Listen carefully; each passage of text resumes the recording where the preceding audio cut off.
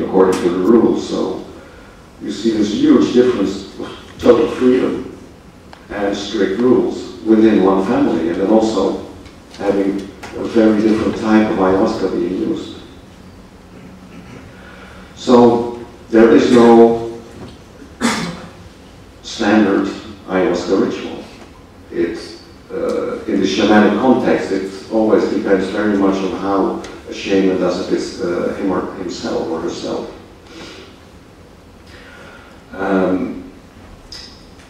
Now I continue going from this original shamanic forms to newer forms. I mentioned already a church in Brazil. Actually, there are 3 different churches in Brazil that use ayahuasca as a sacrament. So one of the most well-known of them is the Santo Daime Church. It's the most well-known because it has a missionary aspect. It's a Christian, a partly Christian church. So as all Christians, they want to convert the world.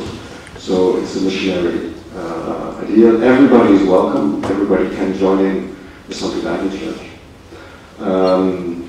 There's some other churches like the União Vegetal, which is not open at all. You really have to beg to be allowed to join in. And a more local Brazilian church called the Varquinha, which is in a certain way kind of offspring of the Santo Daime Church. I've done a lot of Santo Daime ceremonies to see what it was, and also to get an opportunity in the early days of my drinking career, so to say 10 to 12 years ago, to drink, to get more experience with the Santo Daime, with ayahuasca. So with the Santo Daime you have, it's a very exotic thing, it's a very Brazilian thing. Brazilians, they love religion. The more religions, the better. So it's Christian, it has indigenous spiritual beliefs, and it also contains an African spiritual part. And it's a combination of different belief systems. People are dressed in white or have certain uniforms. There's a division between men and women, and there's light everywhere. It's so the total opposite of this Peruvian way of conducting ceremonies where it's pitch darkness. There is light everywhere. And where you see in shamanic ceremonies that the reason to drink is mainly individual or part, not when it is more in a social setting, but most of the ceremonies are a very individual thing for the participant. Here with the Santo Daime, you see that it's the most important thing is the group energy, and trying to make a spiral together, a spiral towards the heaven, and also go into the light. So this is also why people are dressed in white, and why people sit in a certain way, and when they have a dancing ritual, they also move in a certain way to make the spiral towards the heaven. Then another type is União Vegetal, where this is more like the Freemasons. Participants, they build their own life, and ayahuasca helps them to make a good building of their life.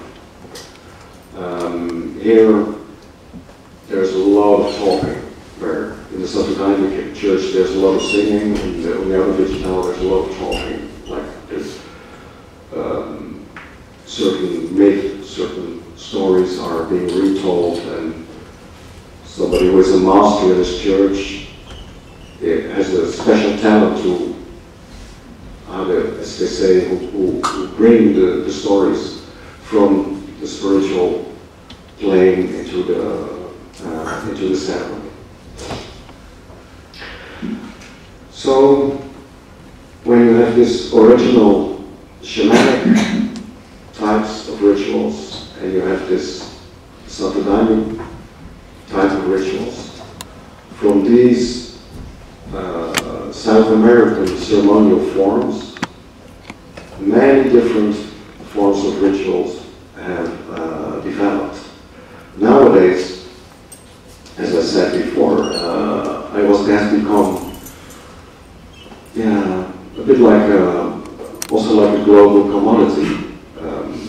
As I said, you can in Europe, in the United States, in Canada, in Australia, in Israel, in Nepal, you can drink ayahuasca on many different places outside of the South American continent.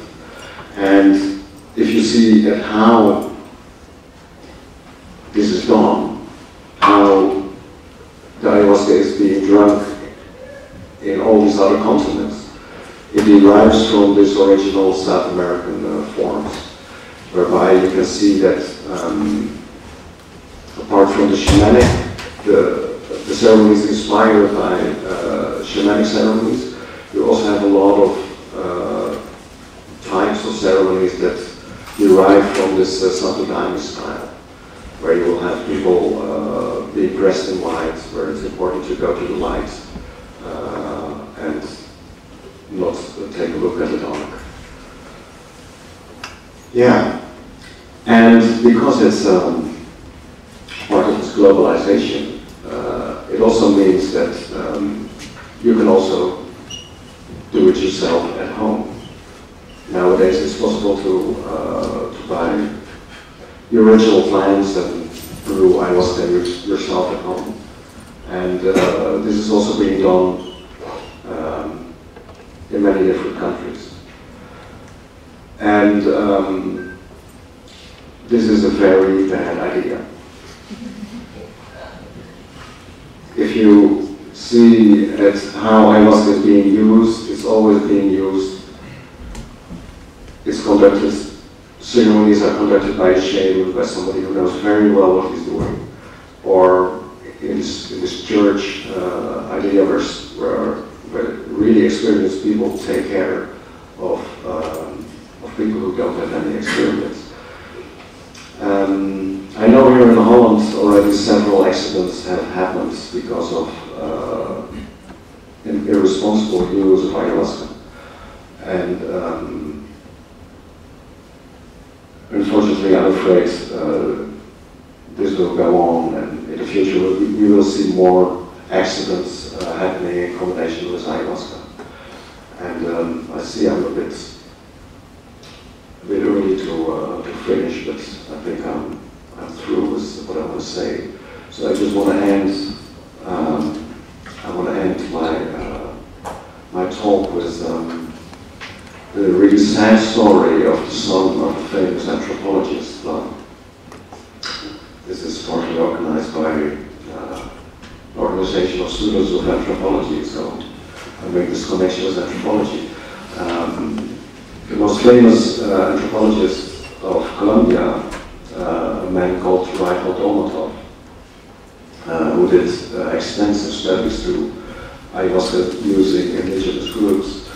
He had a bottle of ayahuasca in the fridge one day, and his son, who was a bit of a nuthead, saw the bottle and took a big sip out of it. Of course, when the ayahuasca started to work, it was quite intense, because probably it was very good ayahuasca. Ayahuasca has a strong connection with the snake. This is, Jeremy wrote a book about the snake and ayahuasca. So Rival Domota's son had a meeting with the snake. And the snake was a very unfriendly, dangerous snake. So this guy, he was fighting the snake.